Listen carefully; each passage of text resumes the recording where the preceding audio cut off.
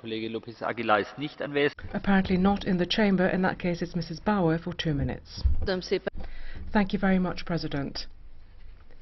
I would like to recall that the European Union has an agreement on its operations, and there's an Article 8 in that agreement which talks about equal opportunities for men and women. This is one of the fundamental principles of the European Union, and whenever we have European actions we have to bear in mind that equality principle. So also when we're looking at the implementation of the EU budget and when we're talking about the discharge procedure, there too we need to be able to prove that equality has indeed taken place in practice. And there are certain prerequisites for this. We need to make sure that we have available statistical data concerning the way in which money has been spent from this budget.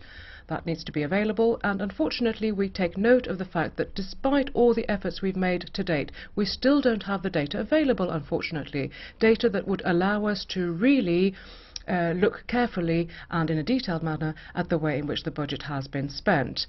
I'm referring to a number of areas. For instance, areas where we've got problems in terms of discrimination, where we're called upon to act against discrimination. For instance, the European Social Fund is one such example. There's also one particular subject that I would like to mention on this occasion, President, if I may. The European Equal Opportunities Institute and the way its establishment has been delayed. This institute was supposed to start working in 2008 already. Unfortunately, we're only expecting the institute to actually be opened officially in June of this year. Quite some delay.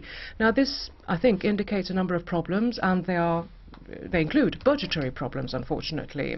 We have several multi-annual programs in place right now. Their mid-term review is scheduled for the year 2010, as we know. In light of that, I would like to ask the Commission to please work on a system of monitoring and supervision, one that would allow us to look at the different budgetary items and to make sure that the principle of equality has been respected for those different items, making sure that budgetary appropriations are used soundly in terms of equality, so as to make sure that we don't have unfair imbalances in our system. Thank you. Thank you very much.